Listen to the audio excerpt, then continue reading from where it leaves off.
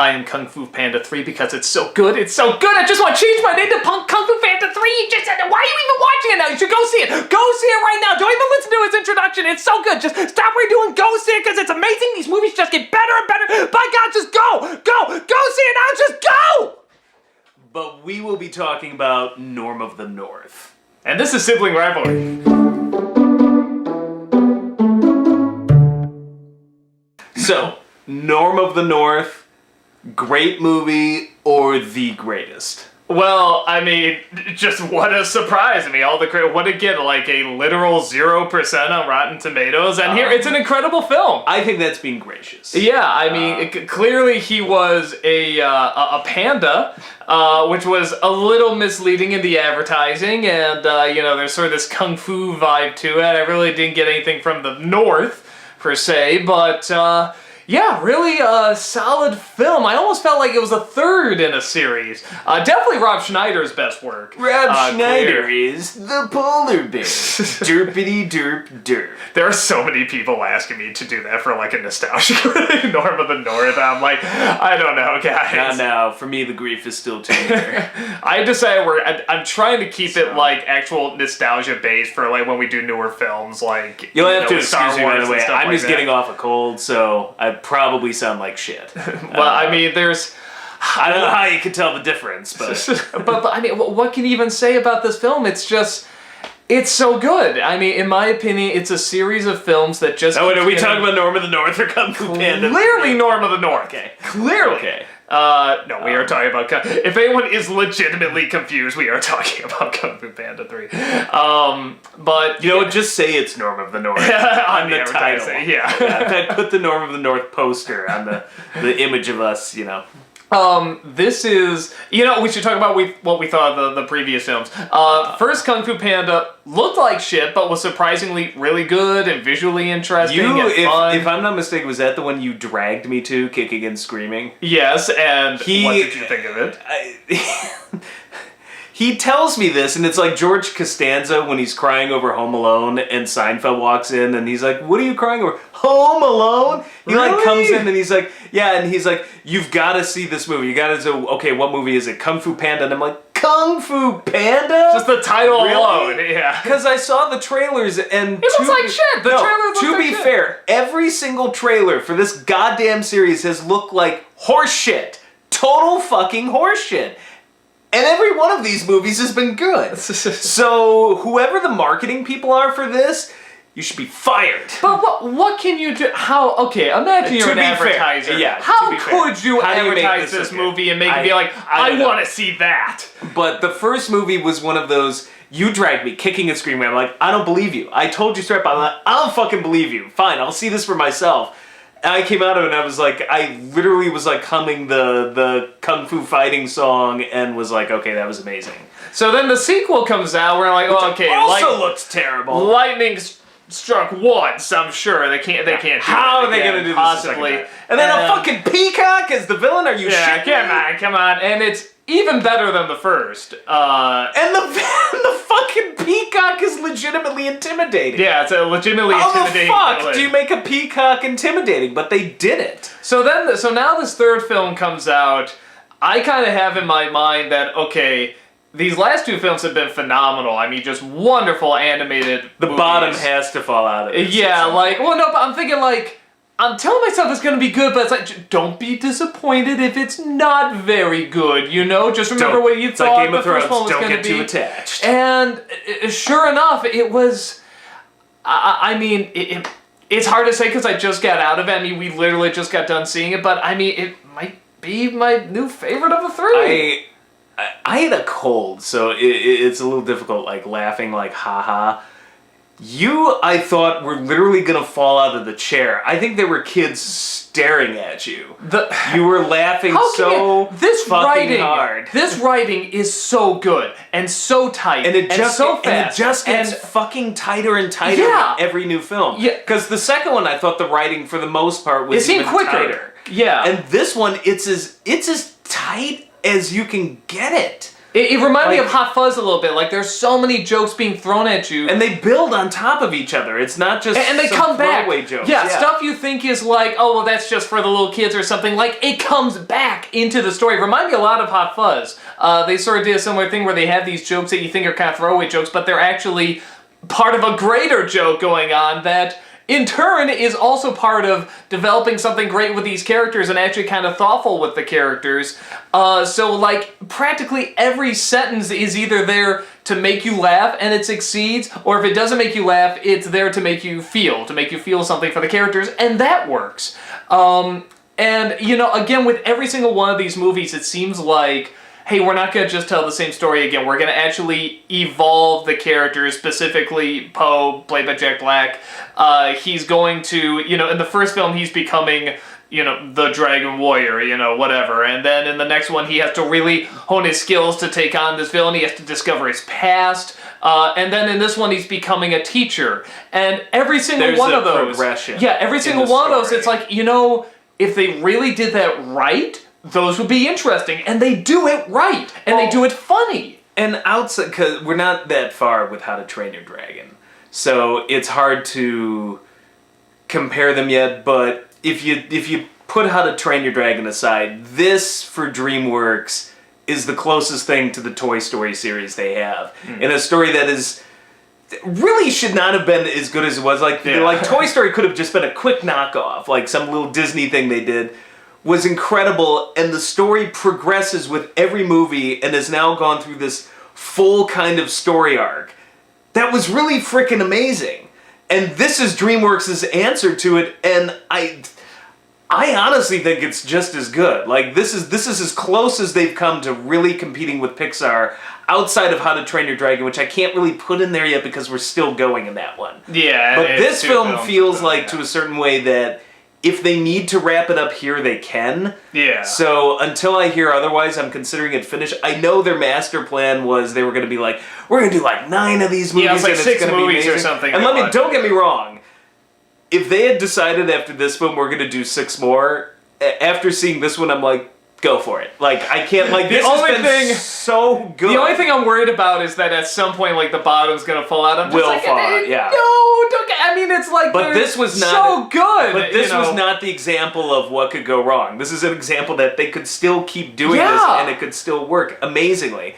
But considering that DreamWorks right now, at least as far as I can tell, if the news is correct, seems to be in the shitter, this may either be the final one, or we may be able to pull one more out. It depends where DreamWorks goes from here. I'm really up in the air. But if this ends up being their swan song, this film, because this film feels self-contained enough, like... No. Trolls will be their swan song. Oh, doesn't that look amazing? We saw a preview for this stupid movie. I'm like, don't show this before Kung Fu Panda 3. You know, the worst thing you could do is show it after Kung Fu Panda 3. Honestly, that Trolls trailer was making me wish for the...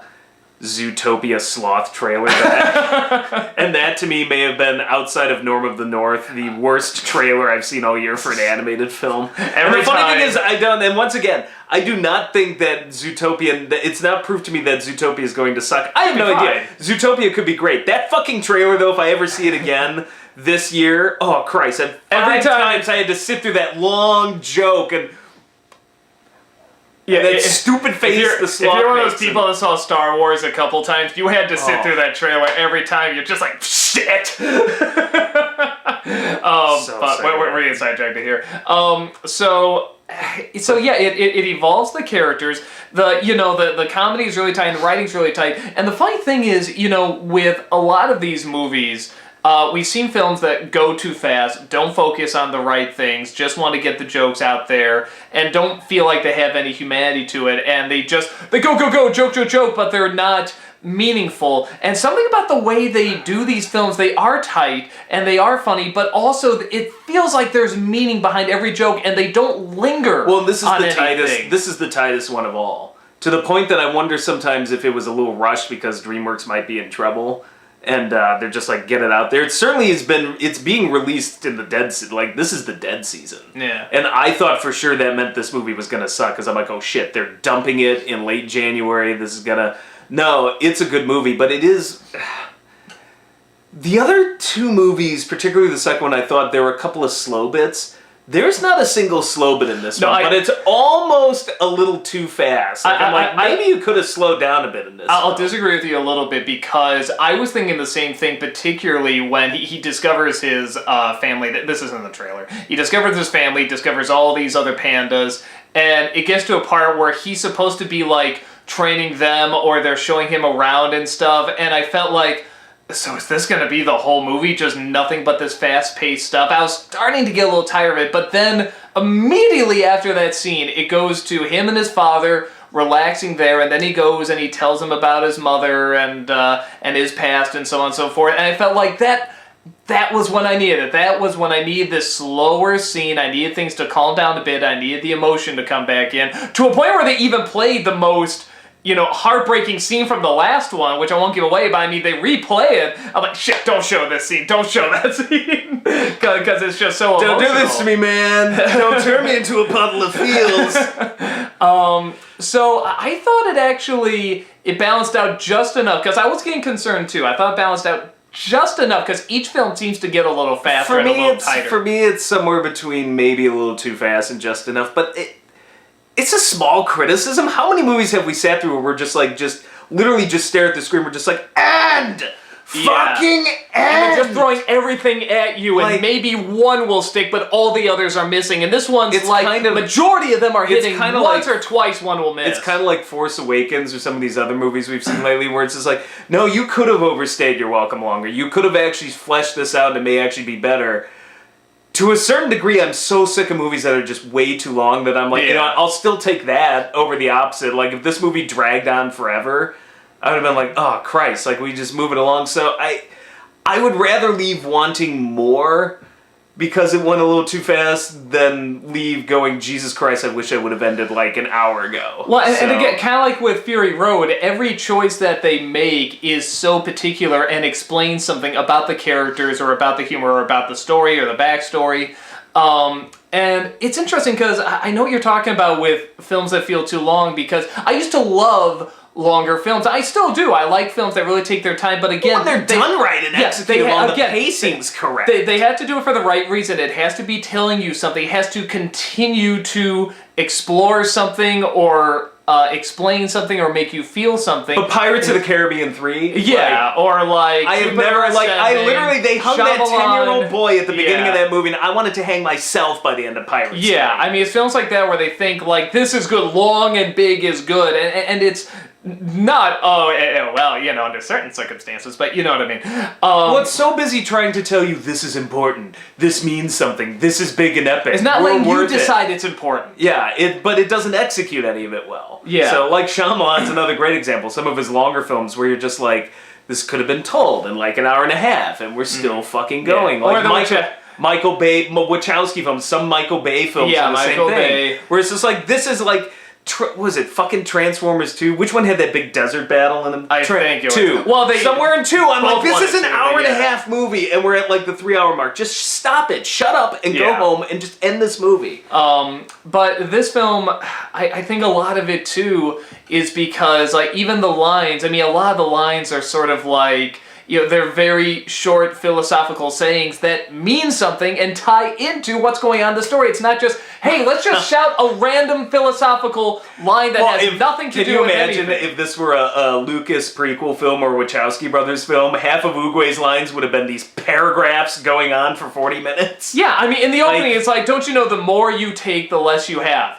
But one sentence, and if it was Nolan or Lucas or Wachowski or Shyamalan, it'd go on for like a paragraph. Or a fucking Quentin Tarantino has been doing that a lot recently. Recently? Okay, since always, but he could kind of make it work for a while. When he executes it well, it can work. But like whenever I look up I had to look up Tarantino lines for something, and like it's funny because half of them are There's no lines, it's paragraphs. Yeah. And this was just so tight and so precise. But it made you... And they demonstrated it visually. It was one line plus the accompanying visual, and that told you everything you need to know. Just like fucking Fury Road. Like, did the same thing. Like, some of these, I feel like particularly in animated films, it's like they have remembered that this is a goddamn visual medium. You know what else I love about they respected, even though it's a CGI film, they obviously respect hand-drawn animation. They respect the 2D. Oh, they totally. respect the simplicity of the flat picture, of the simple shapes. Because with each film, I feel like it comes back more and more. And the cross-cutting they're doing in these montages. I mean, a lot of those backgrounds They've are never abandoned that. Yeah. It's the thing I love the most in the first one. They never abandoned it. They're like, this is awesome. If anything, they brought it in more. Yeah. You know, it feels like a lot of times, a lot of the backgrounds, even though a lot of times it's three-dimensional, it looks beautiful, they also know the value of these very flat landscapes, but these very simple landscapes where all you have to do is move one or two things, but just the placement of them and the simplicity of where they're set means so much. It's so effective. The best, one of the most gorgeous set of animated movies you'd see in the past few years is fucking Kung Fu Panda. I'd have laughed in your face, but it's true. Every single one of these movies is rendered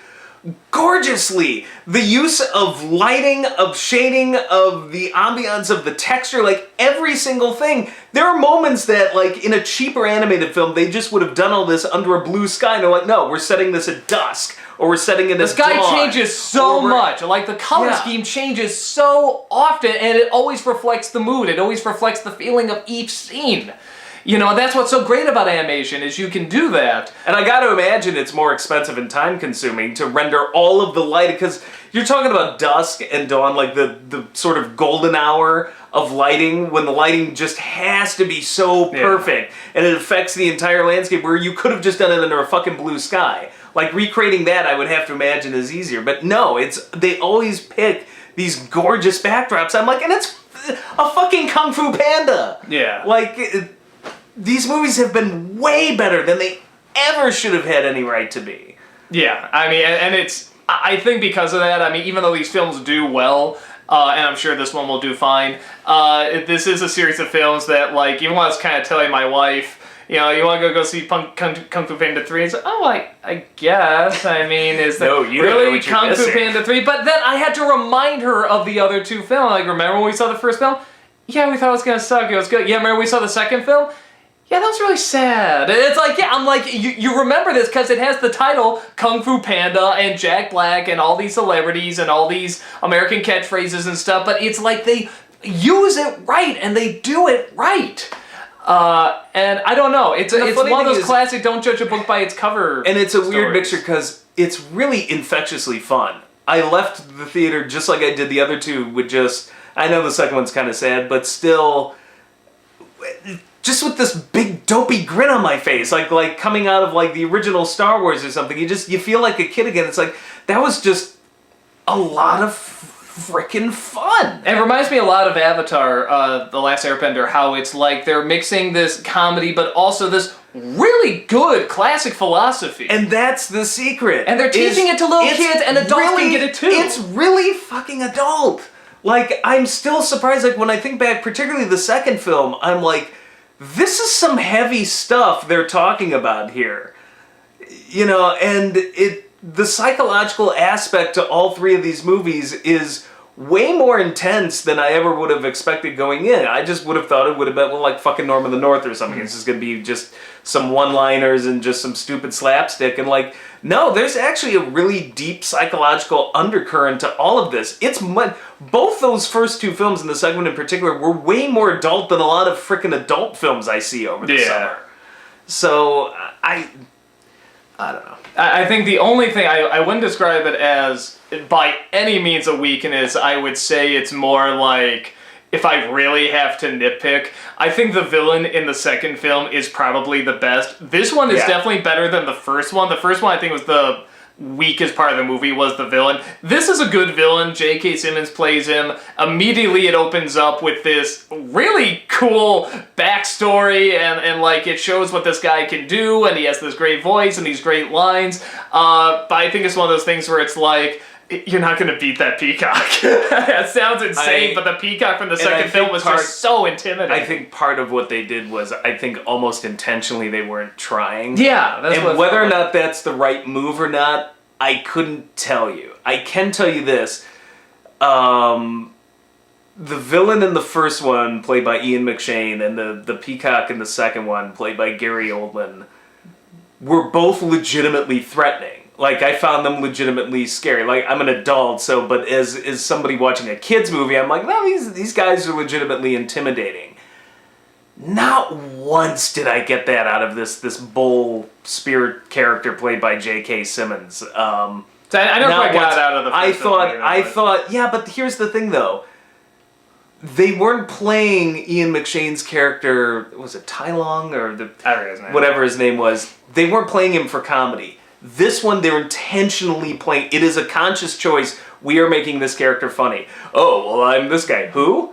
Well, they all have comedic aspects, though. I mean, Ian McShane was like, huh, what? Huh? What? Yeah, but that came at the end. That's true. He didn't. That was the end. But even the peacock. His fucking escape. I'm sorry. His the Tai Lung's escape in the first movie was horrifying. Like, it was amazing. No, but it's funny too. But he doesn't say anything funny. You're right. No, he doesn't say anything funny. There is no attempt to really make him. Gary Goldman had a few funny lines. He had a few funny lines, but not many. You're right. It was more reactions to Poe himself. Like, I can't believe it. This guy, you thought this was the weapon. He's still kind of. There's nothing funny about him as a character. I wouldn't say this guy is straight up laughs though. I still thought he was legitimately kind of intimidating. He has moments, but not as much as out of all three villains. As far as being scary, he was the weakest. I didn't take him that seriously, despite the fact that physically he may be the scariest of them all. Like, I thought what he could do with stealing the character's chi, turning him into these jade characters, I'm like, that's really scary. I almost wish he was in one of the earlier films where they didn't make him funny, because I'm like, man, this guy could really fuck you up. So yeah, I kind of think that's the only real weakness in the movie. Otherwise, and even then, it's not. It's really more just compared to the others. It's a nitpick, you know. He's still fine, but... And part of it is, I think the rest of the story is so strong that the villain kind of suffers by comparison, where the other two, the villains I thought were much stronger, but they shot maybe the rest of the story wasn't as well put together. The thing I love about this one... I love the first two movies a lot. The only thing I didn't like about the first two movies is I thought they were building up this whole kind of Taoist thing, like this Wu Wei sort of doing through non-action, and it's because Poe is a panda, and because he is sort of dopey and lumpy that it gives them this sort of advantage. He's not your typical kung fu warrior. And I thought they were going to do that the whole way through, and like particularly in the first one, I thought, well... I guess spoiler alert if you haven't seen he learns the pinky move. Well, it's not just that, it's that they started off the whole fight with Poe getting his ass kicked, but the thing is, it doesn't bother him. He's so fat and so clumsy and so used to getting knocked around and bouncing around that I thought, this is clever. Tai Lung's going to literally tire himself out. Like, this is a perfect statement of that sort of Taoist message they were going for, where by being useless, you actually become useful. Instead, he like literally like comes up and he's just like, out of nowhere, he's like, I taught myself the secret move. Like, he's like, where'd you learn that? Well, I taught myself, like, skadoosh. And the funny thing is, like, I had to think, if I were a kid, would this have still bothered me? And yes. Yeah, no, it would have me too. Wait a minute. Because we never saw him fucking even try to learn it.